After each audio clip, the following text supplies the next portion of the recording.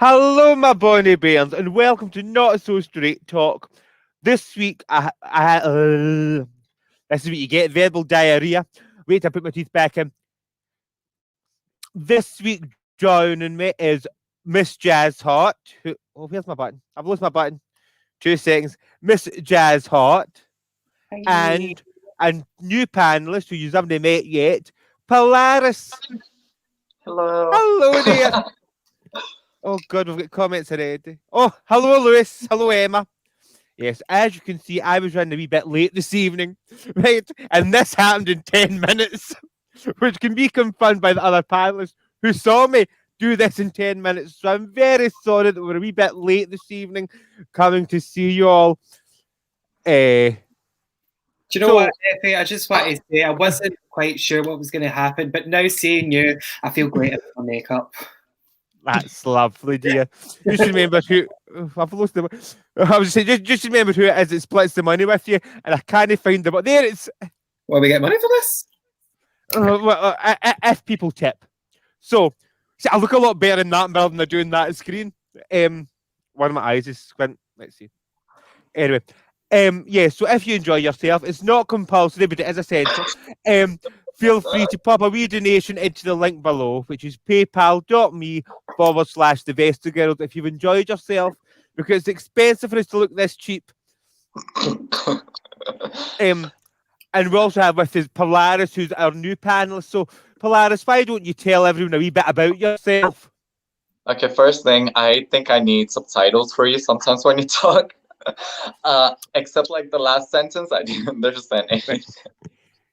Do you understand Scouse? Because that's what I had to do when I was working in Liverpool. Right, Polaris, why don't you tell everyone a little bit about yourself? So Is hello, that better? that's better, much better. So hello, I'm from Bulgaria. My name is Polaris. I'm a drag queen. Did this for 3 years. As you can see, I put a lot of effort in it compared to the other two people that took 10 minutes. But I'm proud of my 10 minutes. There's not many people that could look this all right in 10 minutes. I'm not going to I zoom don't in look too much good, because you see. but I can get by. I cannot get by. That's a talent. 10 minutes. And that's a talent. So yeah, I usually dance. I'm a drag queen who makes his outfits. I'm a drag queen who dances. I'm a drag queen who does everything by himself because I come from a poor country. And that's all And what about me. poor country is that? Bulgaria. The city of cheap tourism and homophobia. Nice place to visit for 2 days and leave ASAP. So we're going to talk about homophobia in Poland, but seeing you're from Bulgaria, do you want to talk a little bit about what it's like to be LGBT in Bulgaria? So, LGBT in Bulgaria is kind of non-existent. Like there are a lot of gay people. However, I think the country is like 200-300 years behind every other country. And if you're gay, that's like really bad. I think last year, like 2020 during summer, there were these like anti-gay protests by people. And if they walk down the city center, and if they see someone that didn't look straight, they would just throw glass bottles at them, and that actually like happened. And there were a lot of people hurt, and it was like teenagers that did it. Like teenagers were protesting against gay people.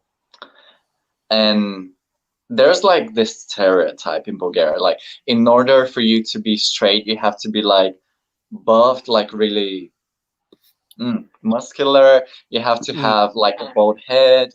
You have to have just imagine a strong bald guy like Hercules, but with bald head and something like that. And if I'm walking down the city center, and since I'm like pretty skinny and I have like kind of longish hair up to like here, so like a bowl cut, people will just like shout at you like, "Oh, you're a gay, you're a faggot." and like they would say it in an offensive way to hurt you.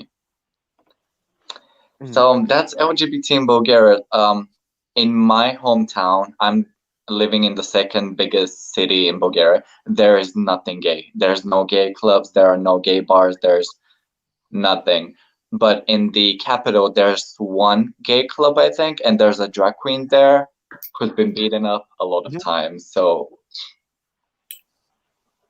let's go, Bulgaria. No, I think it's something that happens like all across. I mean, homophobia is rife. Well, so potentially rife everywhere, because that is one of the things we may talk about. Whether we do think homophobia is like, what is homophobia like now? Is it as bad as it was 10 years ago? Is it worse? Is it better? Have they got maybe a wee bit smarter with their homophobia? But yeah, I think. So as someone from that country, you would agree with the notion that Bulgaria is homophobic? Yeah. Yeah. No, not everyone. I think no, because there's a lot of places that have a reputation for being homophobic that maybe aren't as homophobic actually being there as the sort of stereotype. So that was basically what I was asking, whether being there feels as homophobic as the stereotype that Bulgaria is homophobic, Poland's homophobic, Russia's homophobic, and stuff like that. I can also speak about Russia homophobia because I'm also half Russian, half Bulgarian. So there is even worse than Bulgaria. There, if you're gay, you can get legally killed. Yeah. Legally? Yeah. It's a law. You cannot be gay. It's illegal to be gay. And they take it more serious than COVID.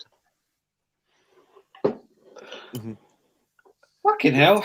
You're just... I mean, it does make you sort of think, because it was illegal to be gay in the United Kingdom until the 60s. Yeah, it's very much that. My go-to there was to nearly try and make a joke, but I'm just like, no, not appropriate, because I was going to make a joke about being like, Christ, if I was choking on dick, I'd just say I got COVID, I'm no gay. I'm just like, it's no cock, it's COVID. I suppose you could put that in a t-shirt. It's not cock, it's COVID. In Russia, I've heard stories from my mother. Yeah, like during COVID, you know, like the test that you have to put this thing in your mouth, and there are a lot of guys that are exempt from doing the test just because it's too gay.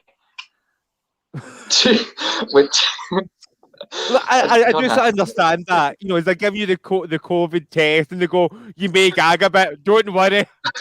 Right. But yeah, like it's not funny because it is a real issue. But I can just see a comedy sketch there.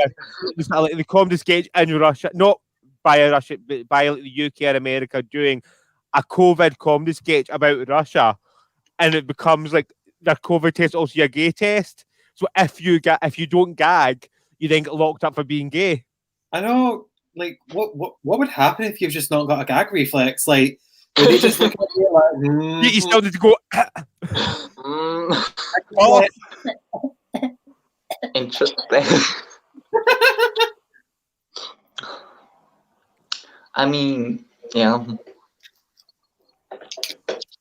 It must be fucking scary to be gay there, Christ. I knew it was bad, but that's just like... I mean, it's scary, but at the same time, you learn how to cope in a hard environment. So, like, it could be a good thing, but it can be a bad thing. Depends on how you see it. That's what I like. Positivity. You know, it's like, yeah, it's terrible. I'm going to be murdered for being gay, but it taught me resilience. It taught me survival skills and resilience.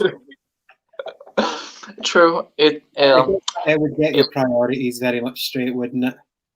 Yeah, it taught you how to be street smart. Yeah, one of the comments there was actually that in Scotland it wasn't legal to be gay until 1981. It wasn't. No, like gay rights. It's only been legal to be gay in Scotland for about 40 years. Oh, so this year is going to be the 40th year anniversary. Yeah. Yeah, for Scotland to be like so progressive or present an image of being a progressive country. Despite certain We took a while to SNP catch members. up. It's not just SNP members, but we can talk about that as well. Mhm. It was sort of like it took a while to sort of catch up, if that makes sense. So it wasn't decriminalised until 1981, but Scotland is the first country to have LGBT education actually as part of the curriculum. In the world. Is it? Yep. Scotland's the first country in the world to have LGBT education as part of the curriculum. So for the last couple of years, you've been allowed to, like Section 28 was no longer a thing. So if someone asked, you could talk about it, but it wasn't part of the curriculum. The curriculum was still heteronormative. From September 2021, Scotland will be the first country in the world to actually have LGBT education as part of the curriculum. In general, it's progressive in terms of its views on gay marriage, civil partnerships, tackling things like homophobia and transphobia. And yes, there is sort of issues which have sort of came from trying to be progressive. Mm-hmm. The transphobic, in my opinion, the reason that there's now that transphobia is being highlighted in Scotland is because Scotland tried to normalize sort of not normalize transphobia. We tried to with things like the Gender Reform Act and try and put equality there, has then led to this sort of bigger debate, which is sort of taking it away from the issue. Mm-hmm. So there's now transphobia surfacing because of the attempt to be more progressive and make reforms to the Gender Act and stuff like that. But yeah, it was late catching up compared to some places. And it is only about 2 years ago that they started pardoning people that were convicted for homosexuality. So although it was still illegal until 1981, it was one of those sort of weird laws that I don't think was being enforced in 1981. Mm-hmm. It may have been getting enforced, but I'm trying to think of when gay places that I'm aware of in Scotland actually opened, and I think most of them are late 80s, early 90s.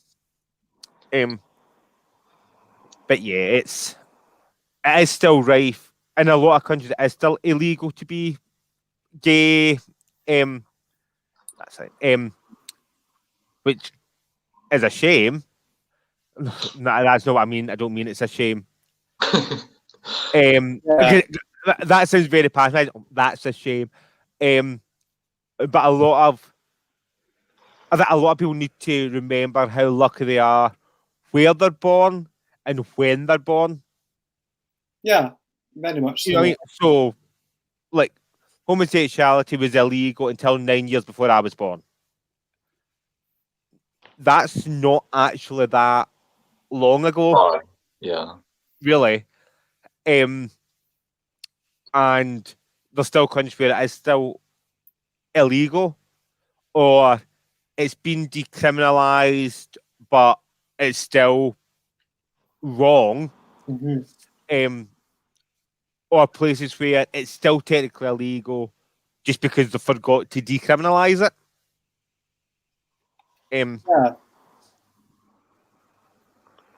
So, but would you say there's still a lot of homophobia within the UK? Yeah.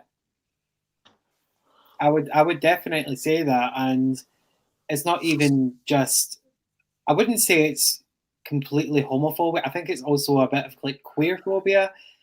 It's it's a very much an attitude we won't hurt gay people as long as they're palatable. I feel like it's more directly focused on people like us who are kind of present as feminine. Obviously, they might look at a gay guy in the pub who they know to be gay and be fine, but if they saw someone who is actively like presenting queer, Mm-hmm. then it's just again another shock to their idea of what masculinity is, and it's just more directed towards that. And it's the same with gender non-conforming lesbians as well. Is very much like they'll get harassed if they're too masculine looking. So I guess it's an improvement, but it's very much so that it's like we can only really feel safe as long as we're palatable. Mm-hmm. See, I find a lot of the time, in terms of like talking to other drag queens, which are like things like, how can you? So I work in the Troy Gate in Glasgow, right? And they're like, how can you, in the middle of a show, run to the shop? I'm like, I work in the Troy Gate. Like, all the shopkeepers here are used to, like, 8 o'clock at night, I've ran out of fags, me running to the shop next door to us. They're just sort of used to that they're going to see me looking like this, or driving to and from like gigs and performances if I'm still in face. I've had people go, how can you walk into that shop? Because, I'm from here and I can walk into that shop. No, I'm like, but where was lucky with me is because how I do paint is very panto dame or drag queen. It's not in any way like I'm meant to be a female illusion. I'm meant to be a man's perception of what a woman looks like. So I'm not meant to look female. I look like a panto dame. I look like a performer. So I think a lot of time it's easier and more palatable for me because people don't look at me and think of me as being, there's someone that wants to dress up as a woman or there and stuff like that. I'm literally looked at as it's just a panto dame or it's just a performer because my makeup isn't feminine. And it's clearly a performance makeup. I feel like it's ignored more when I have to run into a shop compared to performers who do more of a female illusion, who then sort of get looked at like, you're a man dressed up as a woman. And there's then that sort of fear. But I don't know how other people feel. That's just like my take on it, is when other people went, how can you walk into that shop like with a full face on, either after a show or before a show, is because I don't look as if I'm trying to be what I'm not. I clearly look like a performer in their uniform. Mm-hmm. Yeah, it's very much I have noticed with other performers in Glasgow, especially. The first performer that comes to mind is Kiko. I've seen them go on Twitter and like even post videos of them walking next to a bar. No, this wasn't Kiko. This was Beverly McQueen actually, where like they are in drag. They're like presenting like effeminate, androgynous, whatever, and they're walking by a bar, and there's just this group of like lads, like actively jumping up, laughing, pointing at them, being like, "Whoa, look at it!" And it's very uncomfortable to see because it's just.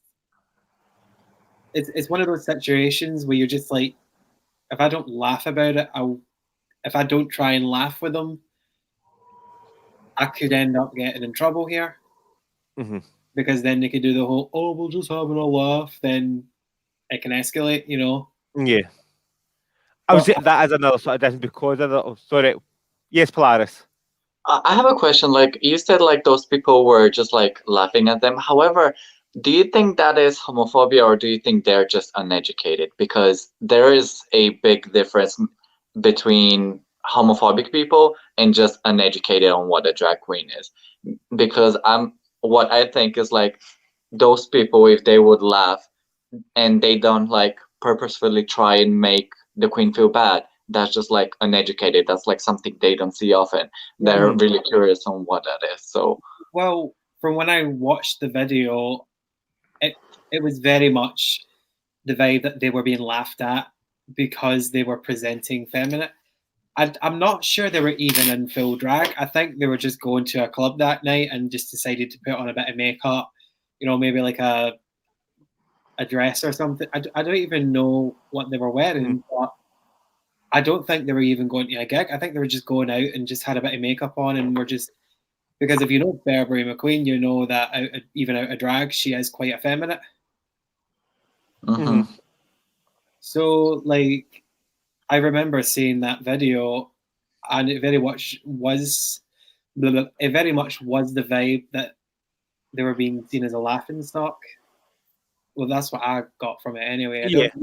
Do you remember that, Effie? Because if it's the video, but the video that I was thinking of, I thought was after they finished the show, and it was the bar next door to the club. I think it may have been that. But it could. I'm sure there was a video at one point, and it was basically, and that's what was making it so sort of confusing and weird. Sorry, 2 seconds. Hi, James. Which made it so confusing is because it was coming from a bar next door to an LGBT nightclub that had a weekly drag show on. That them coming out from that drag show were getting this sort of abuse, which is what made it strange because you knew what was there. I mean, I spoke about this in Liverpool. Liverpool was the first city to actually have a recognised gay district in terms of the council actually put it on the sign, this is the LGBT quota. But the difference between when I was working in Liverpool, being on Stanley Street, which was the centre of the LGBT quota, walking up to the top to go to the Tesco on Dean Street, the difference as soon as you cross that road, I'm like, why are people so confused at seeing a drag queen when literally there's all the gay bars are like literally across that road? But it was literally as soon as you crossed that road, you went out of the gay zone. Like, and you can sort of see people looking, which you don't really get as much in Glasgow. So like the straight areas surrounding the gay quarter, if you want to call it that, in Glasgow, are all fully aware. So like the Trongate McDonald's is fully aware it's going to be full of drag queens. Oh, yeah. I mean, the Tesco and Sainsbury's, like at the sort of like cross of Argyle Street in the Trongate, is probably used to seeing drag queens running in. The post office in Miller Street, people know that even it's sort of like it bleeds out, if that makes sense. But I know it's a big difference in like Liverpool. For Liverpool to have this sort of like designated gay area that they're publicising and are proud of, I'm like, I literally crossed the street and there was no abuse. It was literally, you could see people sort of like looking like, what the fuck is that walking along the street? And I'm like, I'm like 50 yards away from a drag bar that's got a big like rainbow flag outside, a fucking glitter ball, and you're confused that you're seeing a drag queen. I know it's like there's a big building across the road with a big neon pink castle on it, and you're concerned about me. But there's a point I was making earlier and I've lost it. It'll come back to me. I bet it was to do with sort of like that's what it was. Again, in terms of like people like laughing at drag queens or making comments, a lot of it depends on what the performer has been exposed to and also what that member of the public has been exposed to. So I do an awful lot of work for menopausal straight women. Right? I am used to doing a show that is, and yeah, I'm waiting to get cancelled or attacked, right? But I get paid to turn up and be an ugly bloke in a frock making those sort of types of jokes. You know what I mean? Saying to the woman in the audience, oh, my tits are the same as yours, hen. At the end of the night, I take my bra off and they hit the floor. The difference is I kick mine under the bed. You've got to lift yours up to get into the bed. And I can make fun of like their husbands as well because they're used to, that's what they're expecting from a drag queen. Yeah. Compared to like some performers who, so I'm used to, that's the sort of work that I do, as well as doing like LGBT work. I do the drag queen in the straight bar where that's what they're looking for and that's what they've been exposed to. So I'm not saying it's right, those comments being made in whatever scenario, whether it's a drag queen's going to their work or parlour working or whatever. But I do think there is that sort of difference where a lot of performers are going to be more thrown off by that if they've always been protected by the wee LGBT bubble. Mm-hmm. Yeah, it's very that. Where, you know, everyone loves each other and everything's fabulous, and just because you've put on drag, you know, you're wonderful and you're a superstar and go you, and they're then shocked when they try and I don't actually mean when you're sort of going through and false gig. I mean if you actually then the people who have complained about straight audiences, it is a shock to their system walking in a straight audience is looking to be entertained. They're not looking to idolise you. Yeah. A lot of in LGBT venues, I don't want to say drag queens have stopped trying to entertain because they've not, but there's more of a idolization on there's a drag queen there and watch them, and you can do whatever you're doing and you're fierce and you're fabulous and that's amazing. Whereas working in a straight venue, you've got to fucking work for it. I mean, you've got to go in and off the bat calm them down. You know what I mean? Be funny, do something that's entertaining, and educate them at the same time without preaching. Yeah. And it is still find a funny way to tell a woman that she can't grab your tits.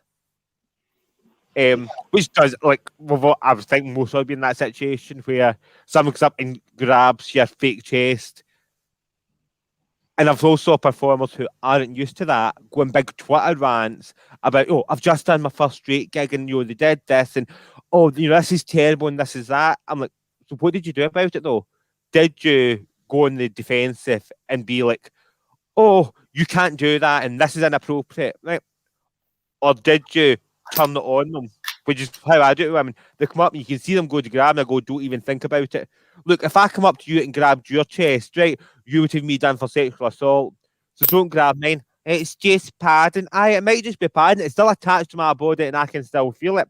So if I'm not coming up and grabbing yours, don't you grab mine. Now sit down before I fling you out.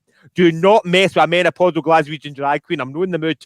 Right, you need to make it. I'm not saying you need to pander to them, but you do need to put it in their terms or make it funny for them so you can educate them. They won't come up and touch you again because they know next time they touch you, you are going to get them flung out. But don't sit there and fucking lecture to them because it just puts them further away from you. Again, you know, you've no longer gave them a route, but they're okay about it. You've now became the enemy and the oversensitive one on the stage, right? And I know we've spoke about that word, Miss Jazz Hot, and I'm not going to use it. The T word, yeah. Yeah, because again, that's a re-education thing, which the way I used to re-educate round about that word, I no longer can because the meaning of that word has kind of changed. Mm-hmm. It's not really kind of changed, but it was previously about men who dressed as women, whether that be performers or whether that be your Uncle Joe that was on Auntie Francis's knickers at the weekend, right? But now it's used as slur for trans people, whereas 10, 15 years ago, it was a term for transvestite rather than transsexual or transgender. Yeah, very much so. In Britain, anyway, it was very much that, I think. So, like, the way that I would normally deal with that at a show is, the difference is I put on a wig, heels and a frock and get paid a lot of money to sing badly for the next 2 hours. They put on heels and hoover, right? Mm-hmm. And deflect it that way and then go into sort of like an educational thing. Because of how that word now gets used, you've then got to go into more of a sort of like educational thing about it, which is good because I think performers should be able to educate, but shouldn't be trying to preach. Yeah. But again, a lot of it depends on what your experiences are and what you grew up on. I'm from that mid-generation where I remember drag queens were ugly blokes in frocks, comedians. That was part of the joke and had to be entertainers. Whereas a lot of drag has sort of changed to now be, always was an art form, but be more art form based. And it's less about entertainers doing it in drag and more about people doing drag and then entertaining. Does that make sense? Yeah. Yeah, it seems to be like a more focus on it's more you're saying the focus for performers now is more on themselves rather than actually entertaining people. It's about them living the fantasy, not just it's more self-indulgent nowadays. Yeah, and I'm not saying these people aren't entertainers, aren't performers. It is just that sort of difference. And I have spoken about it before, like you can do a fabulous 5 minutes, right? And that's great. Okay, when that sound system stops working or that track fucks up and you've got an audience there, there's less of a... There's people who do a fabulous 5 minutes that couldn't hold a show for 2.5 hours. Mm-hmm. Right, which is fine. Everyone has their own skill sets, but don't then come for the people who can hold a show for 2 hours because they're not doing death drops and all that. Mm-hmm. But there's a place for everyone, and everyone needs to stay in their bastard place. Yeah, very much so. So I moved off the sort of homophobia there and into anti drag. But I do think a lot of it is education and what they're subjected to. So, what is the general public's perception of a drag queen? And is that where this homophobia comes from? Because they're not being shown drag in this format? Yeah. It's really people only know what they see, and unless they actually go to a drag show, they're not going to know that drag is very much an art form. Now, modern drag is very much an art form that is inclusive and has everyone. You wouldn't know by just watching RuPaul's Drag Race that there are drag kings and there are, cisgender women who do drag as, female presenting. Mm-hmm. And it's kind of a shame in a sense that RuPaul's Drag Race won't really showcase that for whatever reason, because again, it kind of goes back to what I was saying earlier about being palatable. RuPaul, the producers, they don't give a shit about, a cisgender woman doing drag as a female, or they don't give a shit about drag kings. They don't even give a shit about the fact transgender women very much influenced, it's particularly transgender women of color have very much influenced modern day drag the most. Obviously, there's, your type of drag, Effie, that's panto, which is very much cock and a frock, as you've described it yourself. But people don't understand that's just the one tip of the iceberg of what drag is. It's not just what you do. It's about we all do. People look at me and they're weirded out by the fact I've got a beard, and I'm just like, looking at them, just like, you're meant to know I'm a man. It's just like, I'm just like, eyebrows aren't actually pink. I don't have an issue with bearded queens when it's done. I don't want to say when it's done well.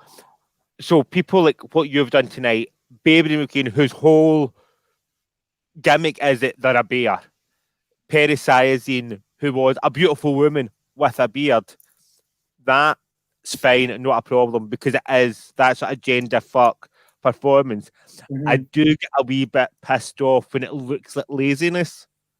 So your beard matches your eyebrows and I think matches your hair. I'm not sure whether your hair's blonde or baby pink. It's baby pink. Light. But it's like when you see someone and it's like they look like the village farmer. It's put Yeah. on a frock. So they've done their face, they've got a beard on. They've got their beard, but their beard isn't nothing's been done to their beard. It's just their beard.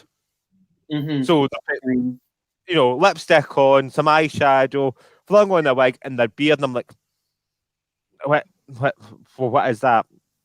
Right, if you're going to be a bearded queen, be a bearded queen. Yeah. And that's not me trying to gatekeep or anything, but it's the same with like queens who are like hairy, if that makes sense. Mm-hmm. If you're going to be hairy, it's going to be part of your act, and it's very much part of your acting aesthetic. Fine, fair enough. But if you're trying to present very much, oh, it's a woman, but then I've no bother shaving my chest, and Yeah. you don't make any reference to why you don't shave your chest. It sometimes looks like laziness rather than as a decision. I mean, there is Ginny Lemon that's like a hairy queen. However, she doesn't like use her hair in any kind of way to enhance her drag, does she? But Jenny Lemon's whole persona is this over the top, wild, Okay. like kind of like the face is very much a painted face. Yeah. Yeah. My perception of sort of like Cena is like very much this sort of like painted face, mad anti sort of like idea, wild sort of like partying. She's not anytime that I've saw her perform, she's not standing there trying to be like, well, I'm a beautiful woman and now I'm going to do this sort of like pop diva song and all that, and like a bodysuit and like perfectly like styled hair and like perfect makeup. She's done a whole. It is very much a weird and wonderful illusion she's presenting. Yeah. Again, it's just my opinion, and I'm probably wrong. Is that important? Mhm. No, that's fine. I think a lot of modern day drag performers now think of as well. It's just kind of like, well, even if it isn't actually being highlighted, even if it isn't being incorporated, why is it a bad thing if it's there? Because a lot of people are just like, why didn't I shave my legs? Like, lots of women have hairy legs. Why didn't I shave my chest? Women can be hairy as hell as well? Why do we have to, quite a few performers I know just don't shave because they just can't, not laziness, but they're just kind of like, what am I trying to portray here? Like, there's no way in hell I can pass as a cisgender woman. Mhm. So why bother? Because like, there's plenty of cisgender women who would have a bit of a hairy chest. I know I've got a friend of mine who's got fucking nipple hairs and she's got big massive tits, and she has to shave her nipples before dates. So it's just kind of like everyone has them. So like, what kind of gender stereotype are we trying to perform here when I've got big pink brows? You know what I mean? Mhm. But it is about what are you trying to present. So if what you're trying to do is an androgynous sort of gender non-conforming thing, then that's fine. But if you're coming up acting like a pop princess and all that, and then it's, I think it's not so much if it's on display, it's when it then gets sort of like seen and spoils the illusion. So they're like a pop princess, right? And then sort of like halfway through their number, some sort of moves, and you see behind the curtain sort of idea. It spoils it. Like for me, if you're going to do it and that's part of it, that's fine, and that's what you want to present as this sort of thing. That's great. Yeah. It's more when you sort of like when you see it and it looks like it's a wee bit. They've no bother doing that, or like my back's really bad and I fucking hate my back, right? And I have to try and remember if I'm wearing anything backless that I've got to beat my back beforehand because it spoils the whole thing. That everything else is a man's idea of a woman. Like for the next 2.5 hours, I know I'm not a woman. You know I'm not a woman. But let's just pretend that I'm still Aladdin's mammy. Or if it's not in Pantry, it's in a normal gig. We both know that I'm not a woman, right? But for the next 2.5 hours, you need to think of me as that crazy woman that lives up the close next door. Aye. You know what I mean? It's things like that that then sort of like take you out of that. Like they've suspended their disbelief enough that they know you're not a woman, but they believe that they know I'm not a woman, but they believe I'm their Auntie Effie, right? That mad auntie that no one really talks to that much because they're never sure what she's going to say or what's going to come out with her, but they've no actually fallen out with her yet. I think it's that sort of like difference. Is that if you're trying for something that's a suspension of disbelief, don't let it Yeah, get. don't let the illusion break. Uh-huh. If you're trying to do, say, Britney Spears isn't going to have a hairy chest or hairy legs, so go for accuracy in that kind of sense. Did that put it? Oh, it didn't. That's disappointing.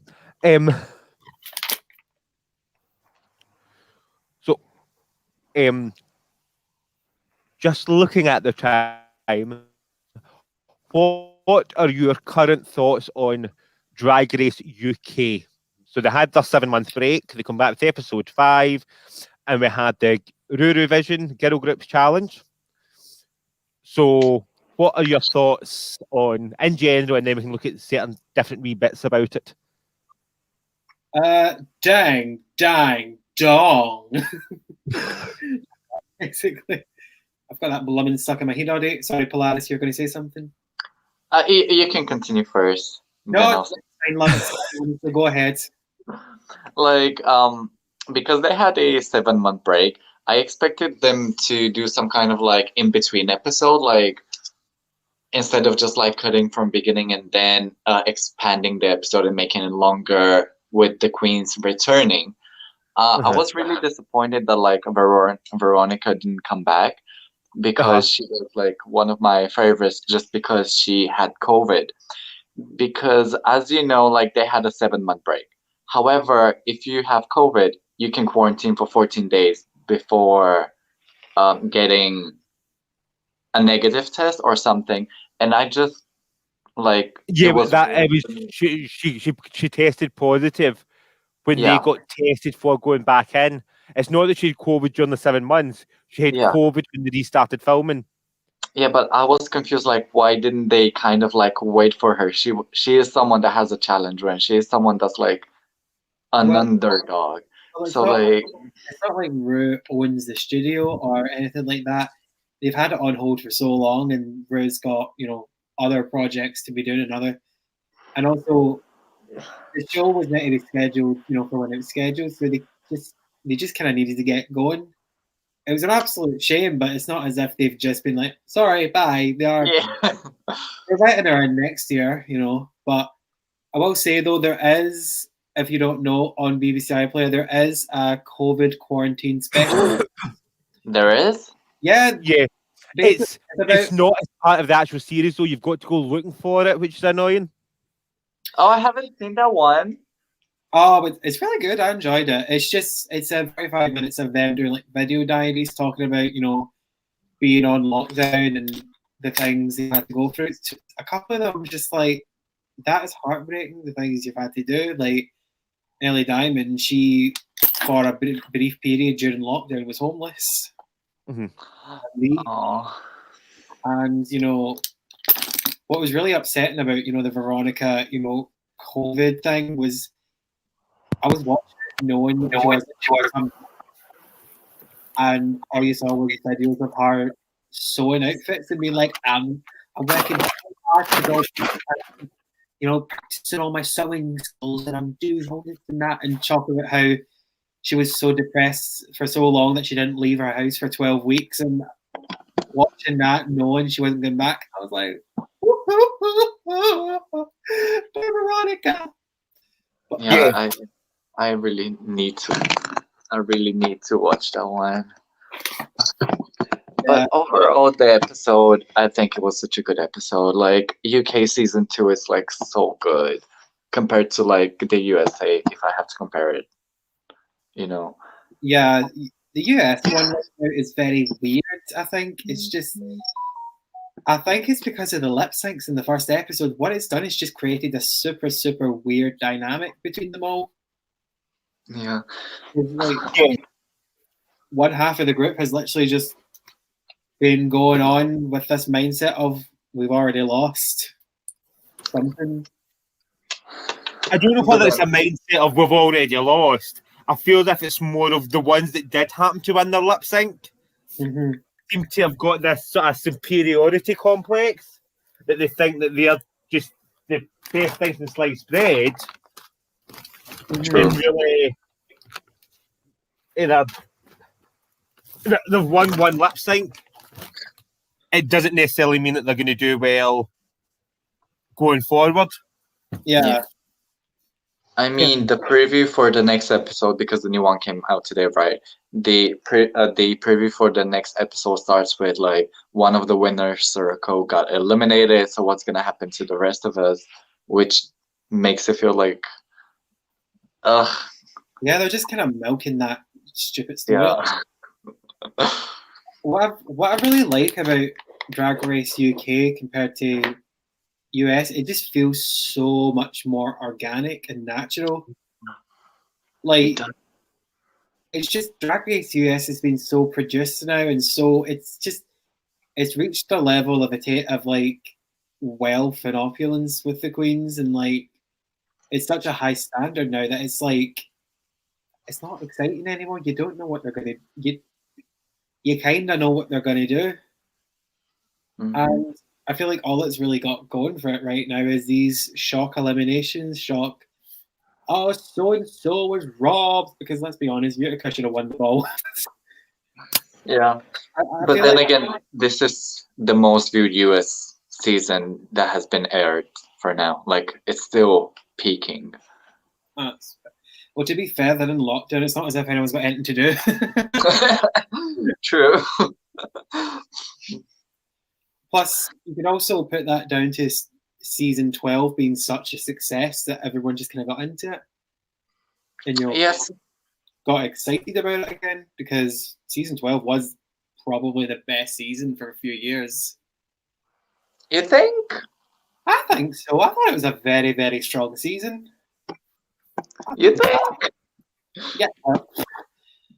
Listen, the good thing about season 13 is that it makes season 7 look good. That's nasty.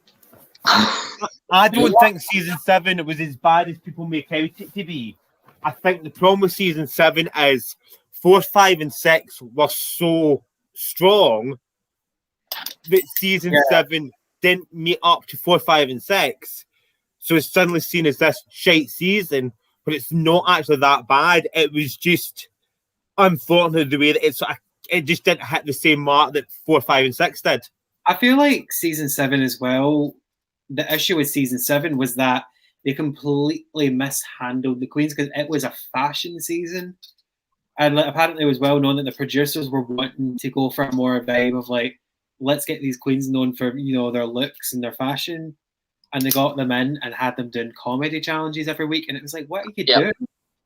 It was every week. It was either singing, comedy, or it was like acting challenge.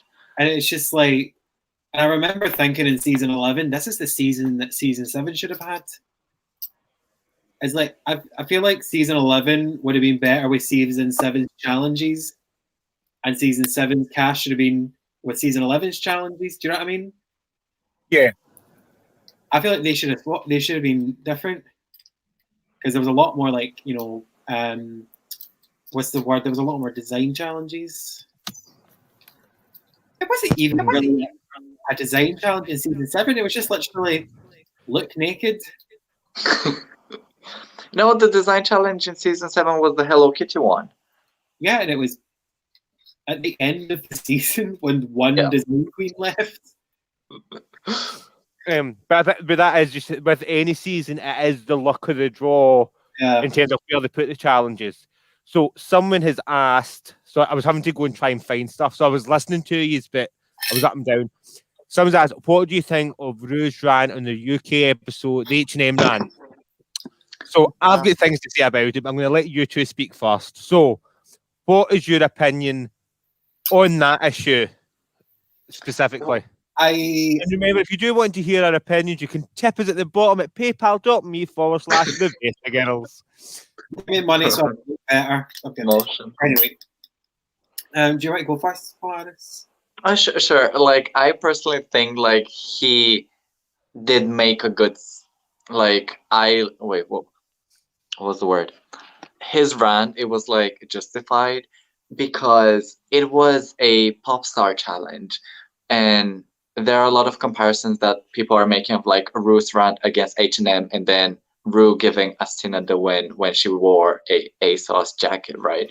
However, there is a pretty big difference between like how Astina wore it and like she put a lot of jewelry, she styled it good, compared to what Joe Black did, which is just put like the smallest wig possible, like some gloves and a belt, and that just didn't.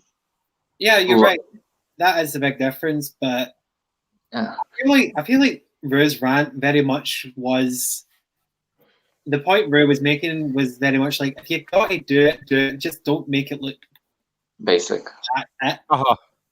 But saying that, I think it was a bit too harsh. It was like, it was fair enough. It was like, you didn't need to take it to that level, I thought. Because, because Joe Black actually did an interview like the next day and talked about, how did you feel? And Joe was just basically saying, I didn't know until 2 weeks before, they started filming again that I could have went back. And she said, by that time, I'd sold half my runways. Mm-hmm. So it was just like, for me, it was just, I think Rue really needed to consider that as well. Just like, there needed, Rue with like literally bragging to Tia Coffee, like, I've got a team of 50 people. What? You should have that. When Rue's, bragging about that, it's just like, Joe's not got that. Joe literally had to sell his outfits to pay the rent because he had no work for 7 months. Do you know what I mean? Yeah. Like, it should be like more of a like, look, fair enough. You had to do what you had to do, but you could have done something. But it was just very much like, I flew all the way over here and I don't want to see no fucking H&M. That sounds more like Sharon Needles. Aye. But then again, I think Joe shot himself in the foot because he was the one that suggested to wear the pink one. And then the other people were like, oh yeah, I have this, I have this, I have this. And he could have said something if like he had the choice to say something. Yeah. Or just like put something different. Well, Joe did say, in the critique, she was like, look, I did have other stuff, but I thought they looked way too old. Mm-hmm. Like, it would have probably fit even less. Well, I made that point at the start when like Joe went into it, that same as like Maya Dubois. Everyone thought Maya Dubois should be on it, and Maya Dubois is like, it's not my thing. And she was doing Britain's Got Talent, so she couldn't. There is drag performers in the UK and probably in America, Canada, and all that, who have honed their act and their character so well, it's not suited to a competition like RuPaul's Drag Race.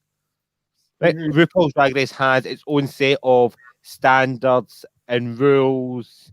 You know what RuPaul's Drag Race does not. Being on RuPaul's Drag Race or winning RuPaul's Drag Race does not make you the best drag queen in the UK, right? Yeah. And I think they've been told that as well, because you'll notice the difference in terms of what you win is.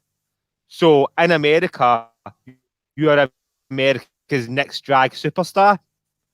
In the UK, you are Drag Race. You're the next UK Drag Race superstar.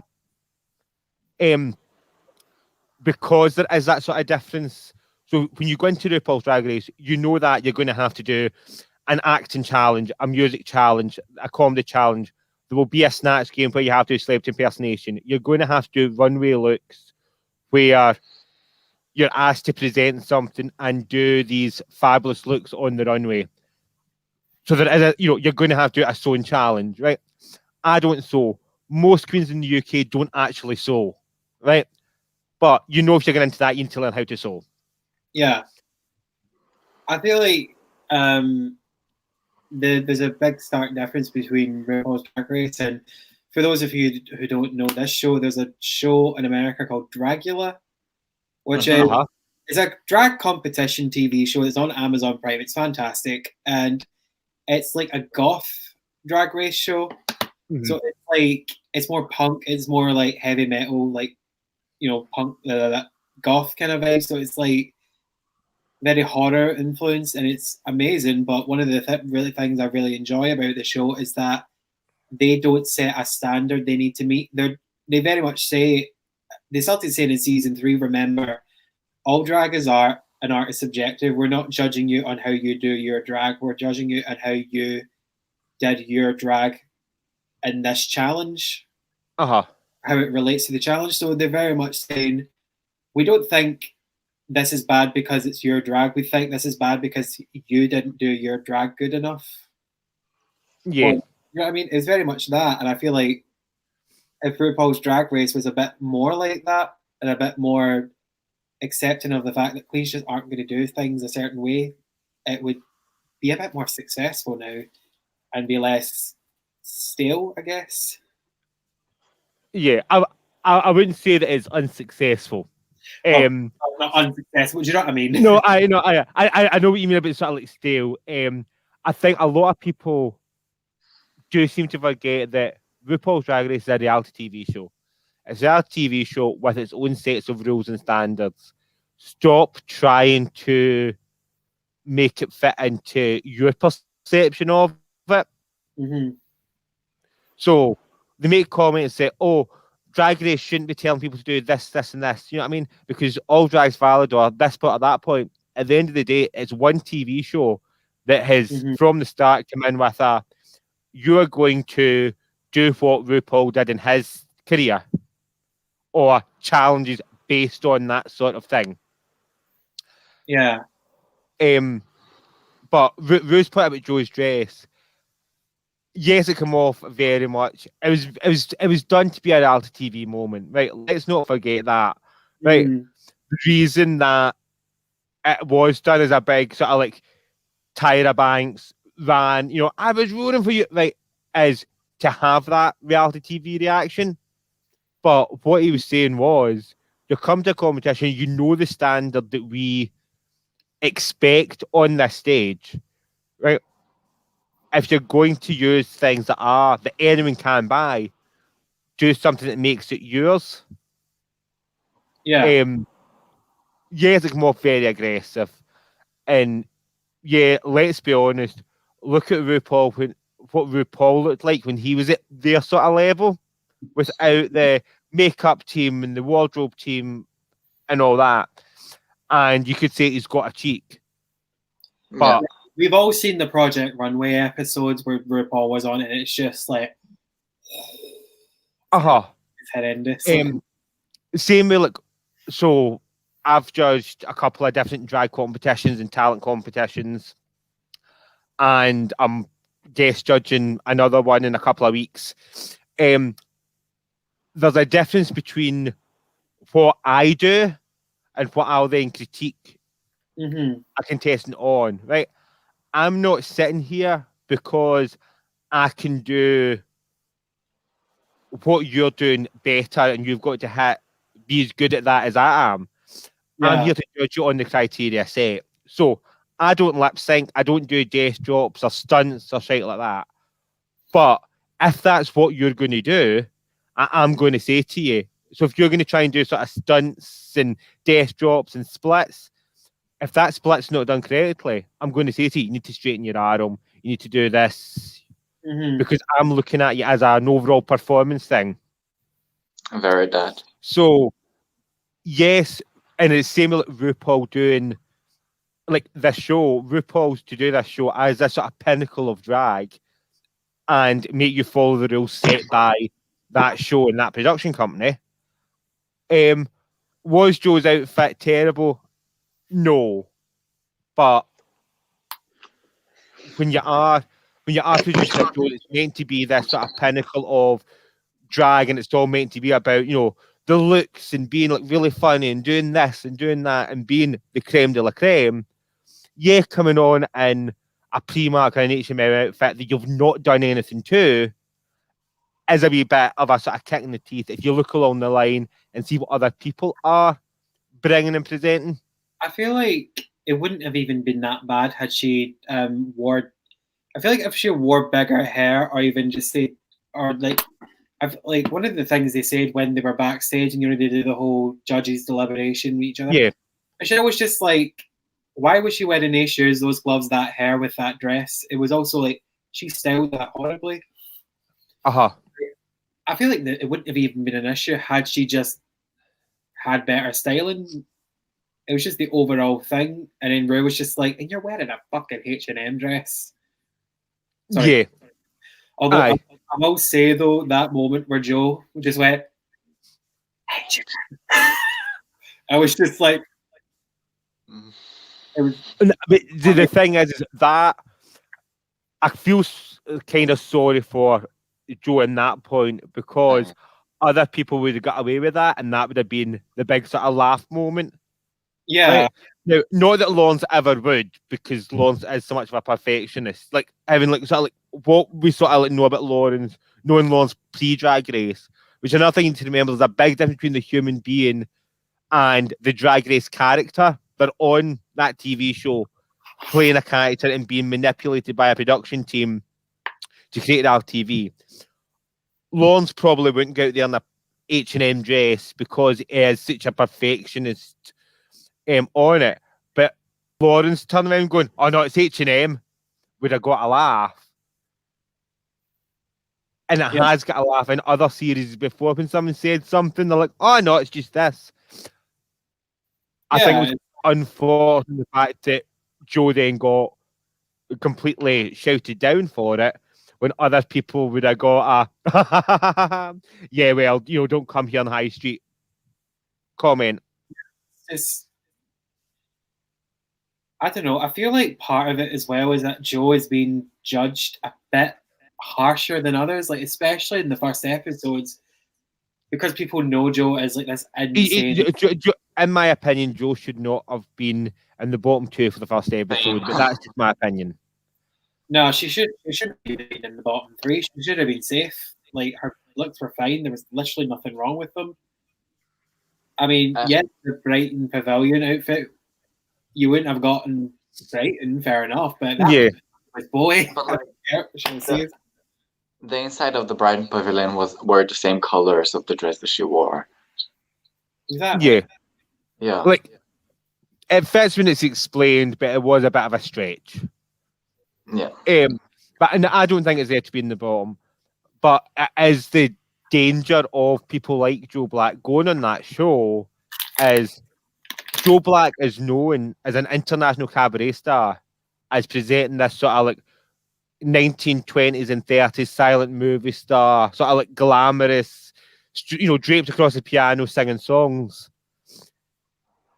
Yeah, I think it's unfortunate the 2 weeks that you got to see Joe Black on the show are the 2 weeks that didn't really fit into a Joe Black sort of challenge. Yeah. But so other than Joe Black, looking at the rest of the episode and overall, was there any other controversial moments or statements or talking points from that episode before we go into how we feel people did in the challenge and in the runway? I thought what Rose said to Tia was really shitty, to be honest. I think saying, "You're not a local girl anymore, you're this," and it's like, with what fucking budget? What do you want her to do?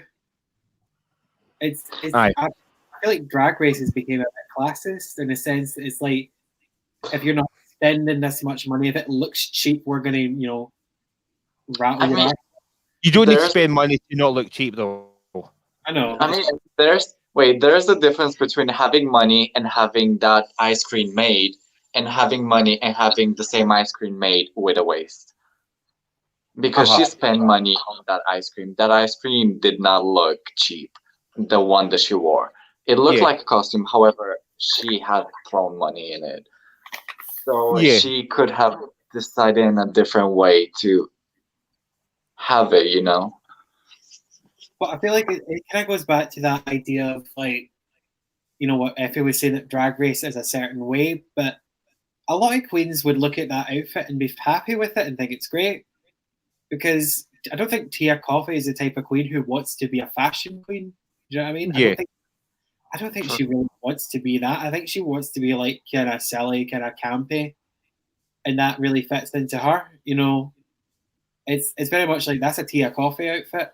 Yeah, it could have been better. But I like Tia Coffey. I'm enjoying watching the Tia Coffey character, and I do keep making this distinction between the fact that, as far as I'm concerned, on that TV show, they're characters. So ones that I don't like, it does not mean I don't like the human being.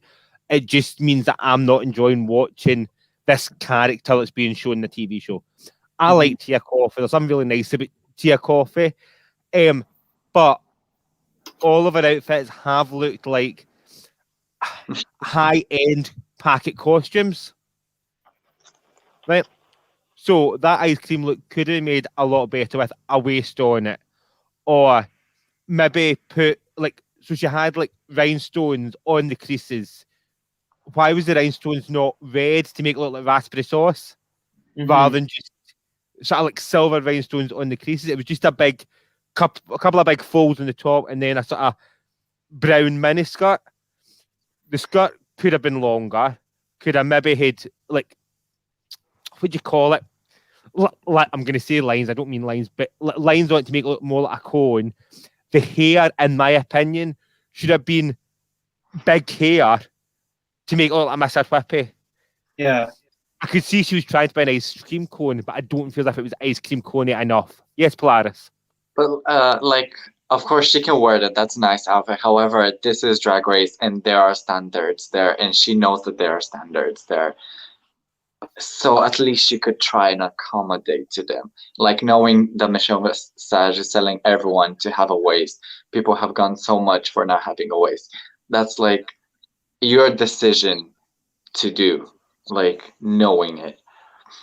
Just like how Tia knew that Michelle didn't like the green color, and then she also knows that Michelle doesn't like seeing no waist. Those two things kind of like go hand to hand. Yeah. I mean, do whatever makes you feel comfortable. But yeah, and it does have a statement because I think Tia's really good, and I feel as if Tia doing Tia's show is going to be amazing. Entertaining. She just seems to be missing the mark in terms of doing Rue's show or following Rue's standards. Yeah. Who else is in the still in the episode? So you've got Sister and Ahura both doing a bag of chips, which I thought was a great outfit. Both of the outfits were really good. In my opinion, Ahura's was slightly better. Than Sisters, but they were both presentable. And I'd be quite happy if they were rid of that. I'll take that costume and use it in Panto. You know what I mean? I feel like the argument they had was silly, to be honest. Like I feel like Ahura blew it a bit out of proportion because it was just kind of like, it was like what Joe Black said. It was just like, Ahura, do we think you invented a cone of chips? Like Joe Black had in his outfit a cone of chips. She knows how to make good TV. Yeah, I'll say that about her, but although I will say Sister doesn't help herself with the way she presents her arguments because she's not exactly the most. I don't know how to describe it. It's just Sister is one of the people that I think is the epitome of me being very making the point again. I'm not making this comment about the human being. I'm making this comment about the character I am seeing and separating them. Yeah. Sister is doing my tits in. It's always someone else's fault. She seems to think she's the best thing from sliced bread and hasn't actually done anything particularly interesting or good. Right? Yeah. And that's not me like about that. But it seems to be every week it's like, oh, such and such has fucked me over. You know what I mean? More than ever. You could easily have, done something to save yourself. It's not always Yeah. someone else's fault. Again, I'm not saying that's what I like because I don't actually know her in the real world. But I on the want- TV show, I'm getting sick of it always been someone else's fault. I do want to like her, but it feels like someone could say hi to her and she'd start an argument. she could be like even in the second episodes where she was trying to say to Lawrence, "You were a bit of a pain today because you're in your head so much." Like she was trying to say, "You're in your head. It was a bit hard to work with. Like, is there anything we can do to help to get things moving along?" That's No, but it was very much a case of you fucked me over. Yeah, and I can like, understand the frustration there. like, I really understand the frustration there, but understood at it's the getting end. a bit much. It was like, and even though it was like at the end of the sentence, she was trying to be like, "Hey, how can we help?" To make sure. Yeah. But it was just like, girl, like, can you just not accidentally offend someone for 5 minutes? Yeah. Honestly, God, the most notable thing she done this whole time is get a new face. I know. I think that is going to be interesting. So they all have to wear the same outfit for the confessionals, and the reason is so that the confessionals can be edited together to create drama. Right? Yeah, So it's not necessarily the episode that you see the confessional on is the episode they were commenting on. However, you can cut together episode 1 to 4 and make drama. They can cut together episode 5 onwards and make drama. Right? yeah. They need to be very careful they don't try and take something that was said in episode 1 to 4 and use it in episode 5, because Sister's got a new face and longer hair. Bimini looks different. You just sort of tell there's a difference there. Yeah. Tasty's hair has faded, so it's no longer like bright orange. It's now sort of like a muted sort of pink. They're all slightly closer as well. They're all kind of like. Also, I really want to know how the hell was Sister able to get a new face and teeth, and I can't get a filling in this bloody lockdown. It confused me as well. I think, well, in England they could do. Oh, you're in England anyway. There's a lot of things that were open. I don't know how. I don't think it's a new. I don't think she's a facelift. I think it's possibly a wee bit of Botox. She's had some lip filler. I know that. I can tell. So that's things that someone could literally have came to your house and done. Yeah, it's literally looking at some of them, and after the 7 month, it's like this is like a normal season and an all-star season in one. Everyone's got fillers all of a sudden. Aye, and turkey teeth. I've not been able to go to Turkey for the turkey teeth, but they've all got turkey teeth. Yeah, I think the 7 months. I think it's going to be interesting to see what happens because there has been that 7 month break. Mm-hmm. Yeah. Because it has allowed people to maybe think about things and fix things and stuff like that. So if you go by what the show presented, that Sister did not have a Corner Chips outfit and brought that after seeing a Horrors, yep, there's fair enough being able to being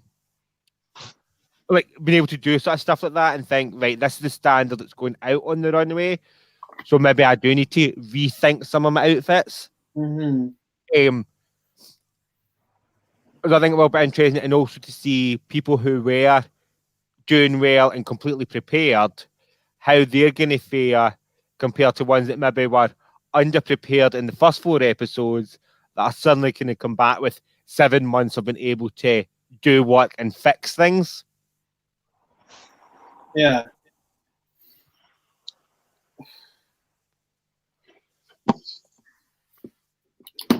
It's just, I feel like my worry with it is that the 7 months has also put a bit of an unfair standard on the queens now.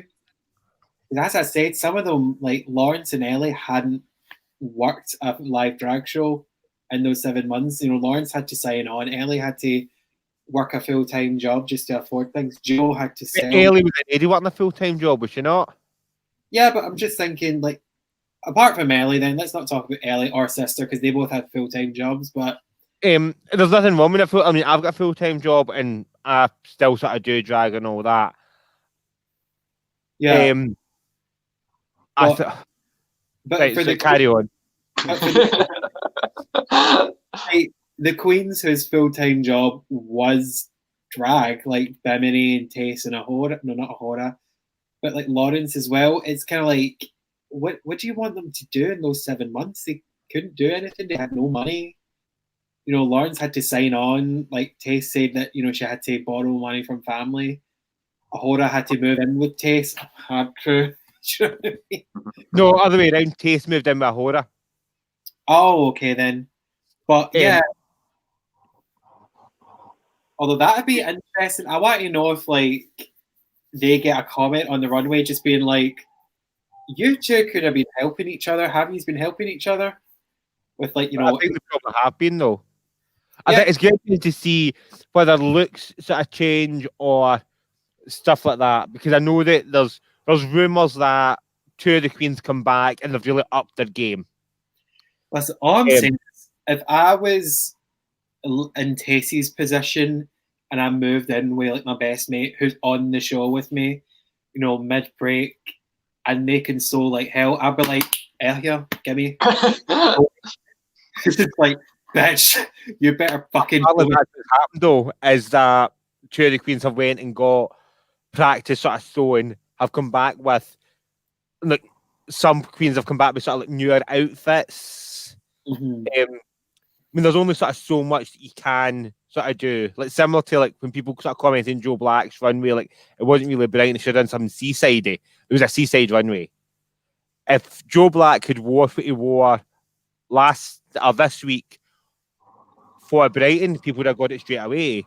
But then what was he wearing for the seaside runway? Yeah, it was kind of, Joe was in a shit position because it was like, I can either do this or I can do that. Like, that's another thing actually. Now that I think about it, it's double shitty that they sent home Joe in the first week saying it's not what we think of as big. You went too smart. I'd have been like, yeah, because I had to save that for this other fucking runway in 3 weeks. But they can't. You're not allowed to talk about that. It's like if there is anything going on between Tace and Ahura, and I'm not saying there is. Oh, there definitely is.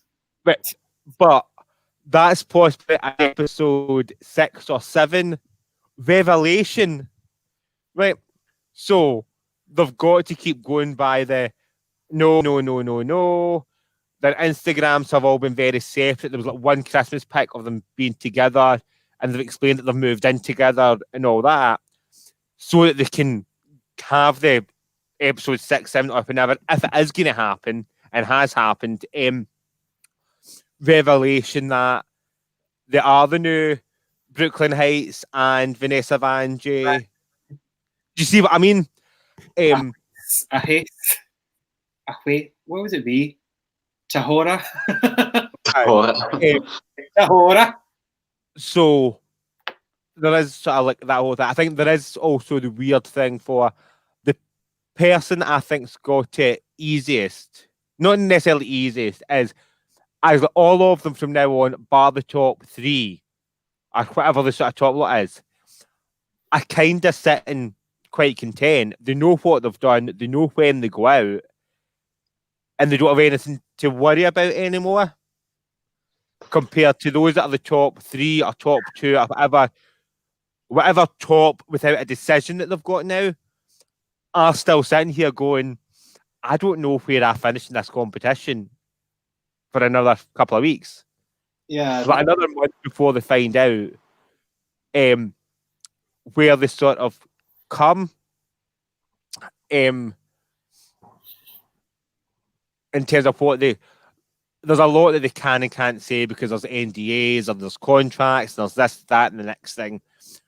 But it is a lot easier for someone like Joe, Estina, Cherry, Jenny Lehman, that all the ones that are out so far. Right, Jenny and whoever's going to be out in the next couple of weeks, to without breaking their NDAs, but maybe be more critical of things or say what they really think compared to whoever's going to be the top 2 or top 3 Yeah. who are Yeah. very much want to play the game still. Yeah. Because you could sort of like flip things. See, to be honest, I think some of them, they're just in a position now where it's like, I think Lawrence and Ellie, they're in a position where, sorry, because of the way Scottish drag works, they've talked about, Ellie has to work a full-time job just to do drag. They're kind of in a position where, like, they kind of have no choice but to play the game. Do you know what I mean? Right, I'm going to ask a question here. It's going to sound shady and bitchy. How much was Ellie actually working before Drag Race? I don't know, but I did know she had a job at McDonald's. But I'm You not can get an Ellie Diamond. I'm not disputing having the job at McDonald's, but there's comments been made that Ellie's only ever worked in Dundee, which is a lie because I've saw her in Glasgow. She's been in this building performing. She's definitely been in Edinburgh a couple of times. She's in other performing. places. But also things like, we couldn't, they couldn't work during those 7 months.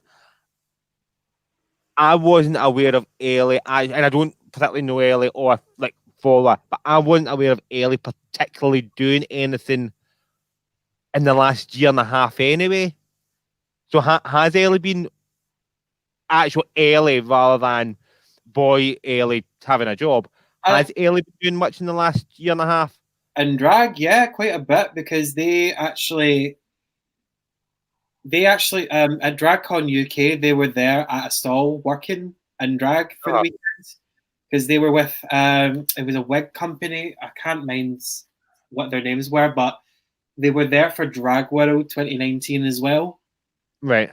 And they went for DragCon UK, and they were there to represent that stall when they went out in drag, gave out flyers and be like, hey, this is that stall. I've styled a few of them. Go buy some, blah, blah, blah.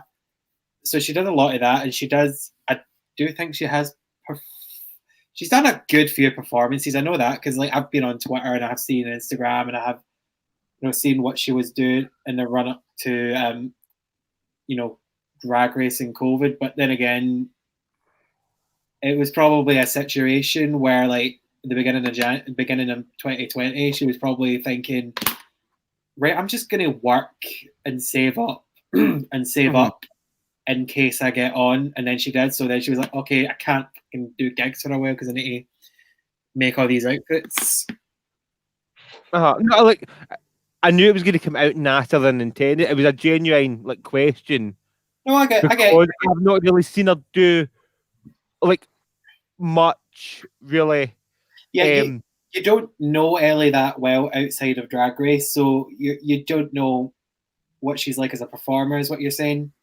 I've saw her perform a few times. It's not even as a performer. It's in terms of comments about I couldn't work for 7 months. I'm I couldn't really remember Ellie particularly. Since Ellie left Bingo Wigs, I wasn't overly aware of Ellie doing much because she was focusing more on Instagram stuff.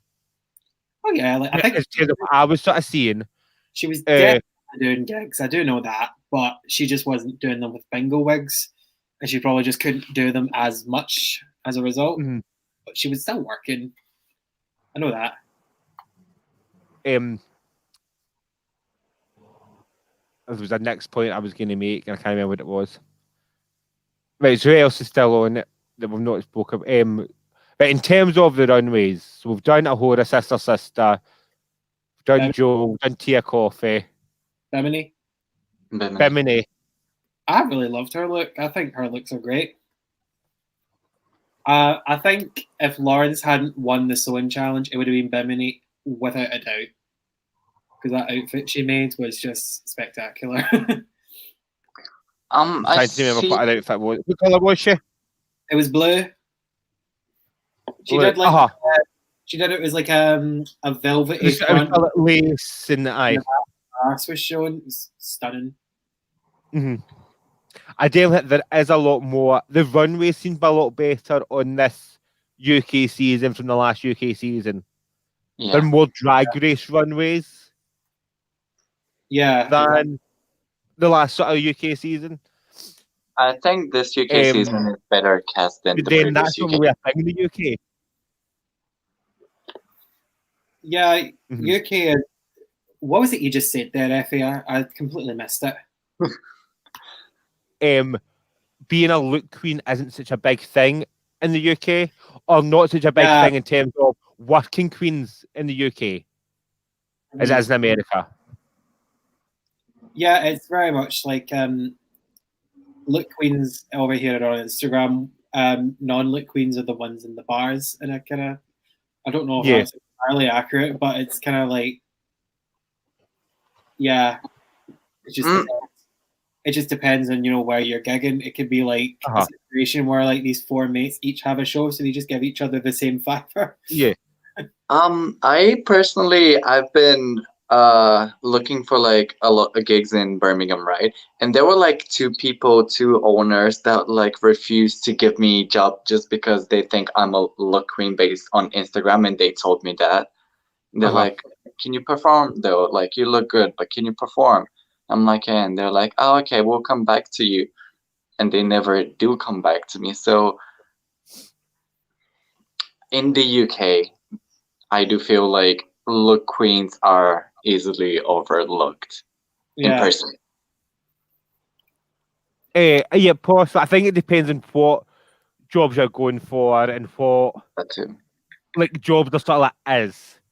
So, as much as I'm Scottish and do a lot of my work in Scotland, I do also do work in England and in Benidorm. And there is a big difference between what's expected of you in Scotland in terms of what's expected of you in Blackpool. Right. Now, yeah, I do the same thing in both places, but I also know what the response from owners and audience members is going to be differently.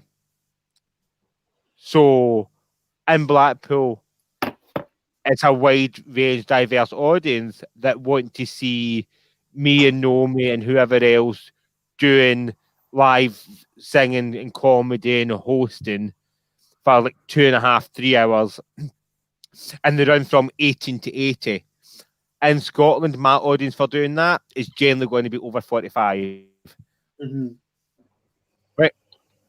Whereas in Scotland, the younger audience are wanting like lip syncing and yes, mama, queens and bars. Again, Effie. What was that?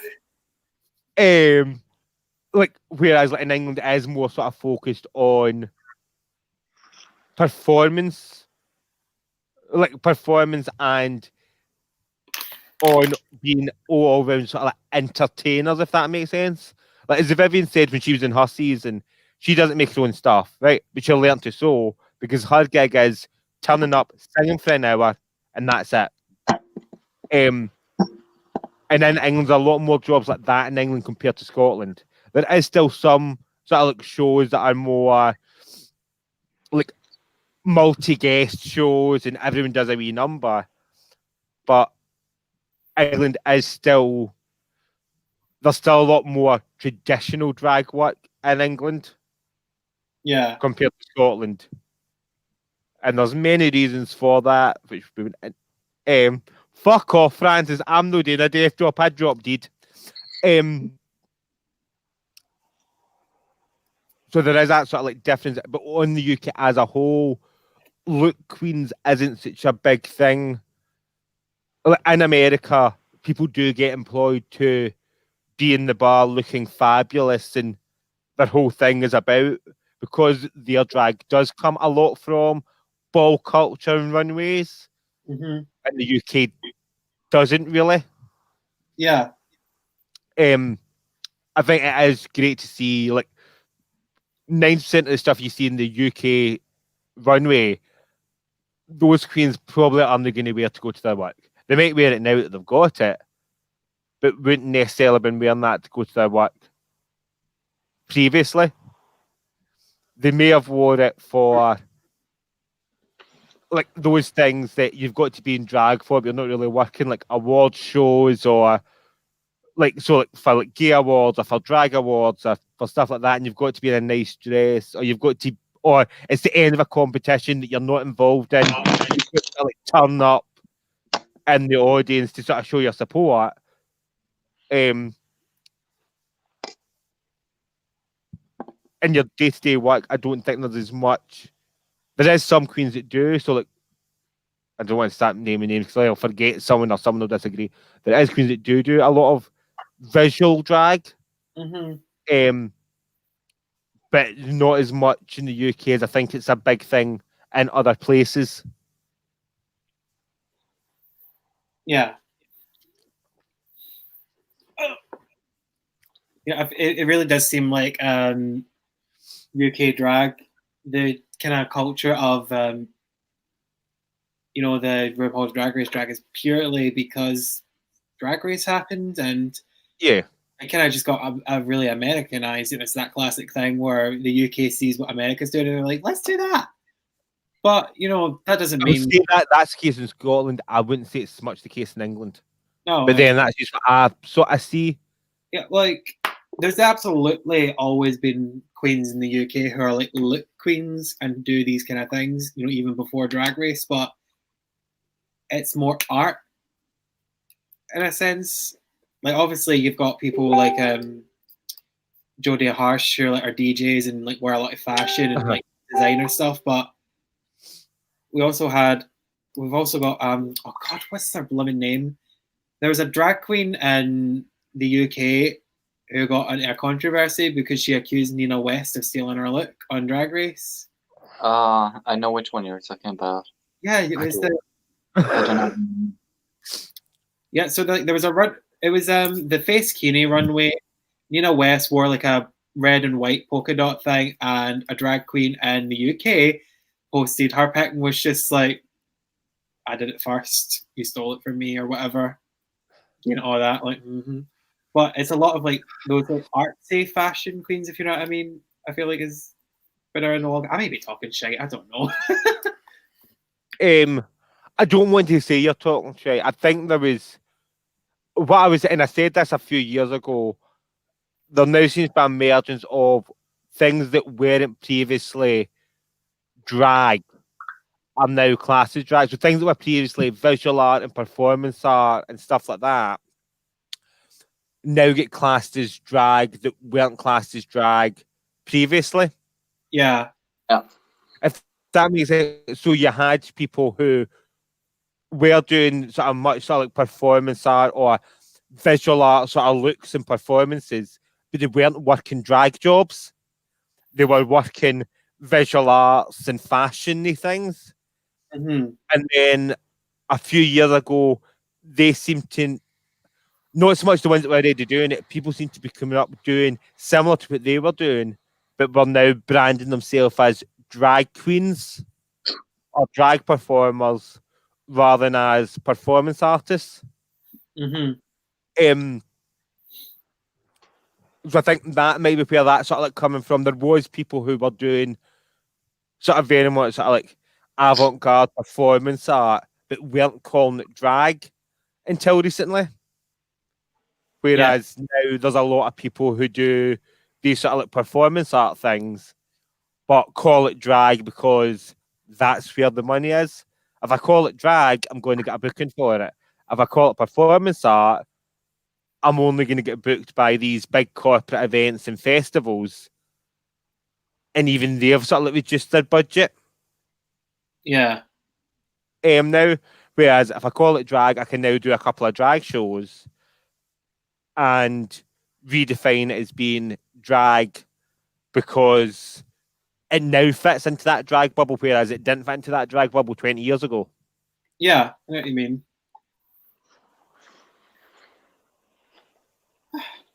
mean. So other looks, the runway, Ellie Diamond Seagull. I can't decide whether I like it or not. I love it. I thought it was so stupid, so brilliant. I love it. It was exactly the kind of thing I think that runway really needed. It just needed that little bit of just, this is so stupid and funny. Like, I liked it, and then the more I sort of looked at it, I'm like, she's just dressed as seagull, and I don't know whether it's I maybe expected to be more fashiony than dressed as a seagull, and that's what sort of confused me.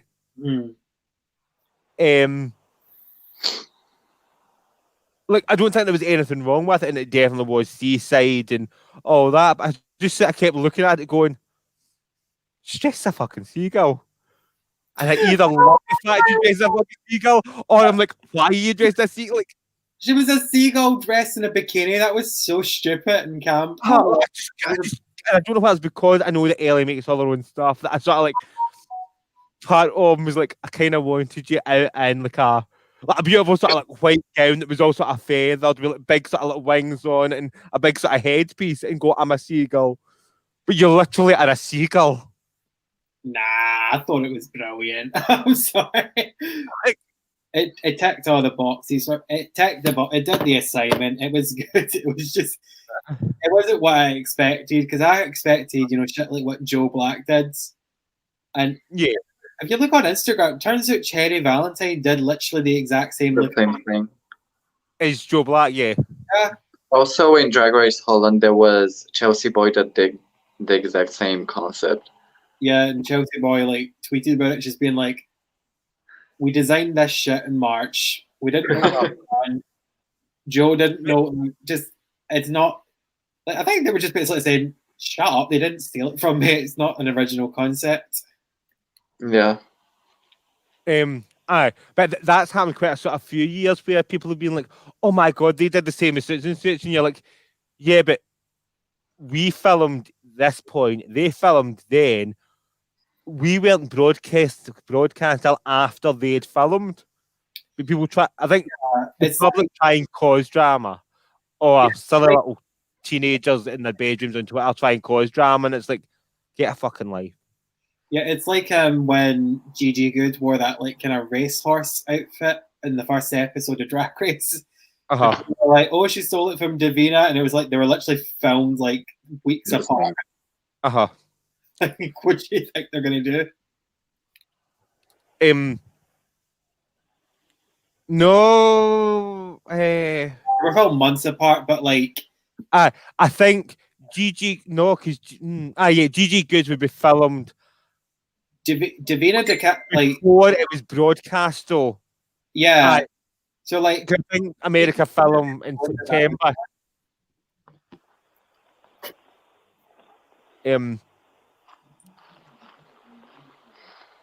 So is that you should? I don't know whether you will see it as much on Reddit now. Is there anyone else from that episode we need to talk about before I move on to season 3? I think we've done them all. I think we've covered everyone. Yeah. Yeah, but we can go back to it in a minute. But now soon you're going to. I don't know whether you will see it because season 2 is still on air. But now soon you're going to start seeing the Reddit forums about who's away to film season 3. Are there any spoilers? No, they won't be able to film yet. Season 3. It'll be the end of March. They should be finding out about now. Oh my god, I already know who I want on it, but Well, who do you want on it? Because it's no spot. You may not have found out yet, but it's about time for them to find out.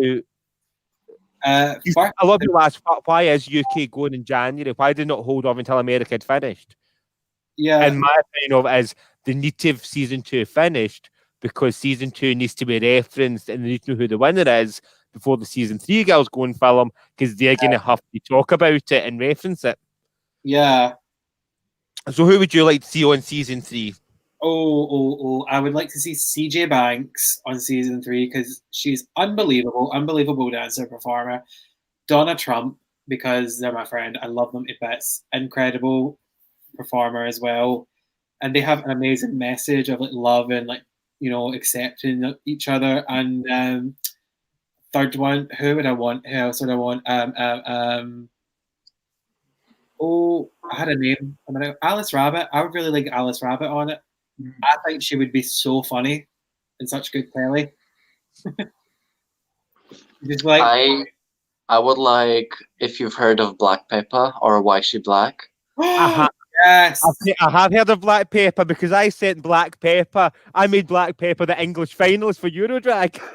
Oh, she is, bruh.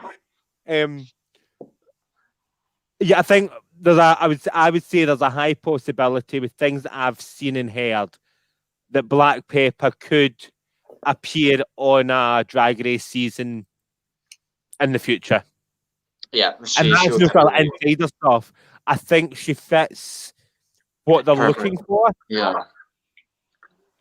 However, there is this thing with her because she is not British. So are they going to cast someone that does not have the British roots in a UK season? Yes, because they had Crystal in season 1. As long as she's a British resident and has all the right to work, yeah, she'll be fine. But she hasn't been in the UK. I don't think she's a British citizen yet. No, but you don't need to be a citizen. You just need to be able to work. It's the same with every Drag Race. It's like, as long as you can work in this country, you can come to this show. True. Because Brooklyn Heights, she got on season 11 purely because she had a work visa, because she won Miss Continental, and they gave her a work visa to go to America and do stuff. And because of that, she was able to audition. Mm-hmm. So whoever you're on about, was it Black Pepper? Black Pepper, she would be fine, and she would smash it. God help anyone who's against her, because I've seen videos of her dancing. It's like, aye, it is sort of like, it was her and Cecily, who are the two that became the English finalists. We should be actually it'd be a year this weekend, because it was Valentine's weekend that the English final was. Because me and Naomi were booked to go down and judge the English final, along with a drag queen from England and a bar owner. And there was a big difference between what Cecily and Black Pepper did in the final compared to what the other finalists did, in terms of Black Pepper and Cecily both came with production. Both sort of understood that they were going, that this was the last stage before going to an international competition. yeah. A lot of the rest of them were still going with this whole idea of, let's go and do a 3-minute number and I look fabulous and yes. And I'm like, it was just really nice to sort of see like Black Pepper, who came with full backing dancers, costume change, but mid-number costume change, backing dancers. So yeah, I think she would do very well on it. Yeah, she works hard. I don't know who I'd like to see on it. There's people that I would like to see on it, and I don't know whether I do want to see them on it or not. Just for like people who I think are really good. That Drag Race, there's a lot of people that I don't think Drag Race is the right platform for them, that may be applying to Drag Race because it currently is the only way of taking that next step, possibly. Yeah. So like, I wouldn't say Drag Race is necessarily the right place for Jenny Lemon. No, but I'm glad she was on. I'm glad she was on, but I do think she maybe sort of shot herself in the foot slightly. Yeah. But I don't think it's really going to like Joe Black and Jenny Lemon, in my opinion, by being on Drag Race, have just doubled the audience numbers at their shows when they go forward. Nothing right? wrong with that. They've introduced themselves to people that will now go and see them because they're Rue girls. Right? They don't fit the Rue girl mold, but they were on the telly, let's go see them. All right. Does that make sense? Yeah. What happened to Polaris before we continue? I don't know. She seems to have disconnected, and I was just sort of like talking to her while she reappeared back. I've been mentioning a comment. I don't like you mentioning a comment. All right, just someone asked if there was any shows on tonight, and I said about this, and someone just started saying like, "Oh, I wish I'd known sooner." We're on every weekend. It's fine. Yeah. I can't help but feel Drag Race US has gotten so stale. It's because they're milking absolutely every reference they can, and it's like, sorry, my lash is fucking a bit with me now. Fuck it, Mine are fucked, but I look as if I've got a sty in this eye, just because of the way that my eyelashes sit. See in the mirror, it looks fine, but on the camera, this eye's both my eyes are fucked, but they're squint, and we're not feeling eyelash. I just took mine off. This and I still look good. So, yeah, I was talking to my friend about this about Drag Race US. It just feels like there's that many challenge staples now that it's just the same season every time with different people. Yeah. And it's like, but I think with all the seasons there is there's very much a case of people playing a cast for a specific role. Yeah. Which I think is why a lot of the time it seems sort of samey, because I think you're starting to notice the person that's being cast to play this role or that role within the season. So to be the fashion queen, to be the comedy queen, to be the fashion queen, the bad bitch drama queen. Yeah. I feel like there's one thing I would love they would do like with some of these challenges is like I would love a challenge where they had to assign someone, like instead of doing like, oh, we're doing a design challenge, it's now we're doing a design challenge, but you're not the one wearing the design. You need to design for the other queen and they design for you. Have you not done that though in one of the American seasons recently? Did they? Oh. No, but that was a makeover challenge though. That wasn't like. Was it? Okay. That was a makeover challenge because that was season 11. And they did that in season 7. But I'm meaning like all the queens have to get to know each other, figure out what they like, figure out how to make an outfit for them. And if that queen looks shit and you designed it, you're judged based on how good that queen looks rather than how good you look. So like It would be interesting, I think, because it would mean that queens with completely different body types would be forced to work with something they've no clue how to do. Is that you turning it into a fashion competition? Like, is it then becoming America's Next Top Model or similar? Rather than about the drag, it's about sewing and design skills. Well, I think you could do that with any challenge, though. It's just about getting to know. I would also. How many drag queens coming off of Drag Race are going to have to start making outfits for other people? Oh no! Rather than currently where it's about knowing your drag and knowing your body. What I would like to see more of, though, to be honest, is more community-based challenges, more challenges that are less about being this bad bitch performer and more about, like, I think a funny idea for me would be like a drag queen story time challenge, like with kids. Do you know what I mean? Because I just feel like there was like a challenge in season 10 that it was like kind of like, okay, this is actually kind of work. It was like the DragCon panel. It was actually like working with people, and I thought, I feel like there should be more of that, where it's actually talking about the aspects of drag that isn't just performance; it's about community practice as well.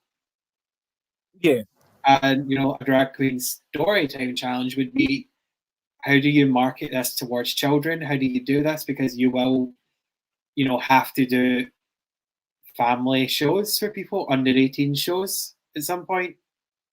In brunches. Not necessarily. I think most RuPaul shows are 14 plus.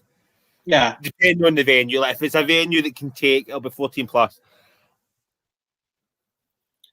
I don't know whether doing something that aims at children, you've then got to aim the whole series at children, because you're looking at who your target audience is watching the show and consumer later on.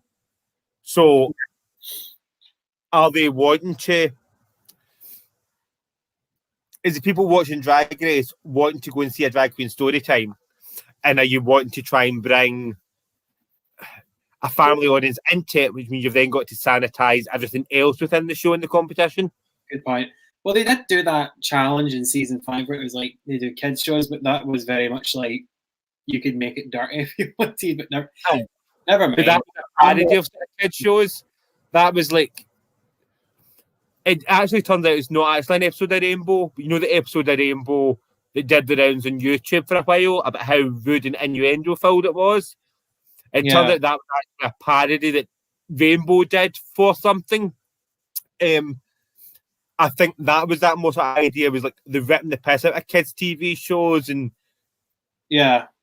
and the nostalgia factor. So making like an adult version of a kids' TV show. Yeah, I do know what you sort of mean about more about what the job is, or the sort of like community aspect of it. Yeah. Like I liked it when they did the sort of like the presidential debates, but they could have done them more.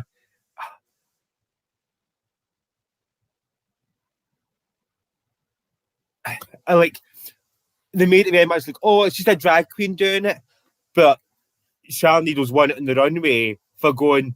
The first time about a drag queen actually going to be able to talk about these things is when robots are running the world. You know, that's how far in the future it is.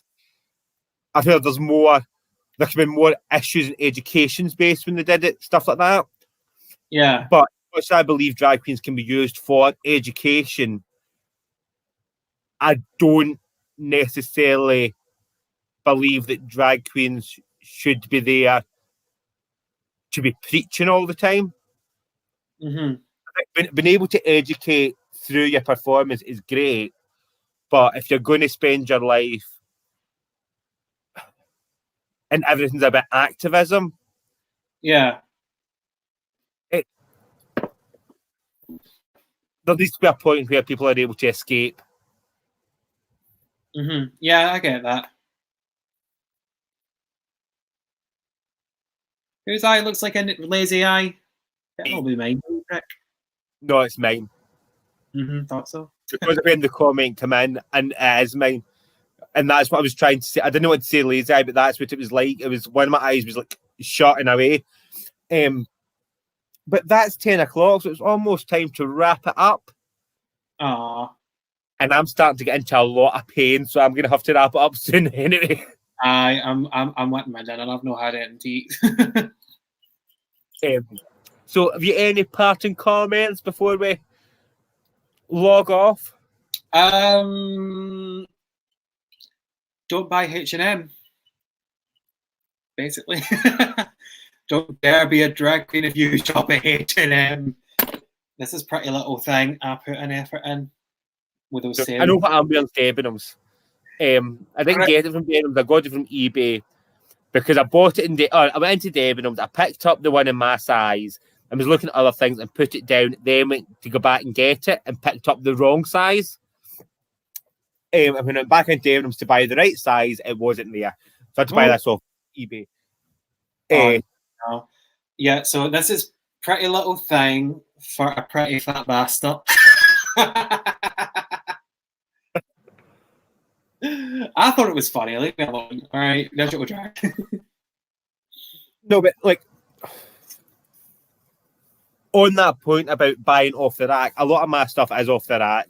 There's some things that are custom made. There's some things that are like drag queen bought, if that makes sense. Yeah, there's nothing wrong with it. So it does depend on what you do with it. So most of my off the rack stuff comes from the mother of the bride department, or like at Christmas, you read the sort of Christmas sale for all the sort of sequin stuff. Yeah. And like what I'm wearing tonight and what I've been wearing the last couple of weeks is from my, I don't want to call it my can't be arsed range. It's not that I can't be arsed if you see me in it doing the show. It's my easy wear stuff for things like I don't have time to sort of shave my chest or shave this or shave that. The stuff that's really easy to wear and suits for a wee cabaret gig and a wee gig hosting where I don't need to be wearing a specific outfit. But I've also got things that is I've got a horrible brown dress that is now a gingerbread house because things have been added to it to turn into a gingerbread house. Yeah. And that, I think, that was the point that was sort of trying to be made is if you're going to buy it off the rack, do something to it. Don't just come in a comment that I've made many times. Don't be a silly little boy in a Primark bodysuit and call yourself a drag queen. Yeah. Do something. You know what I mean? If you're going to be in a bodysuit, make sure that your dance ability is fantastic. Yeah. And that's why you're in a Primark bodysuit, because it doesn't really matter that you're in a Primark bodysuit. I feel like the comments was more Joel just whacked on a dress and call it. I feel like that was the issue, but they made it more about the brands and the editing, because if you look at what Joe was wearing, it was not Eurovision pop group at all, and it's like it was just Joe Black wearing a pink dress. And like he said everything else was too old, but that was very old looking what he was wearing, in my opinion. That was very much the heart of the issue. It's not that it was H&M, it was that, like, why are you wearing that for this challenge? You know? Like, there was a bit unfair emphasis on the H&M part, but, like, other than that, you know, it was kind of right. It's just, I think it's been made into an H&M issue, which I don't think is what the intention was, but that's what it's turned into. I feel like it's an H&M issue rather than a don't wear high street and just say that that's drag because you're just wearing a high street dress. That is just a plain I feel dress.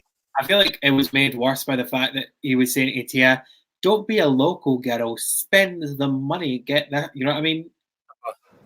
It was kind of like, it kind of, with that added to it, it did make it very much seem like this is about the dress, this is about you buying off the rack. So, yeah. If you're going to buy H&M, you better bedazzle that fucker, Heffy. I don't think I've got any H&M, but I don't want to say that I don't have anything H&M. I'm pretty sure we are selling something that's H&M, but it wasn't mine to begin with. But yeah, so for those of you that are wondering or interested, we are selling stuff on the Vesta Girls Facebook page and also on eBay. Although I got an email yesterday, the day before, saying that they'd upped my selling limit, and then got an email this afternoon on my way here that I'm not really read yet, saying that it's been restricted and they're restricting my selling limit. So I don't know what the hell's going on there. But we do have some wonderful outfits available on the Vesta Girls page and also on our eBay page if anyone's interested in owning a wee bit of history. And Francis, if you want the fat suit to go with the tits that you've bought, it's on eBay and also on, well, I'll have to be on eBay because folk have started bidding on it. You could get the fat suit to go with the tits.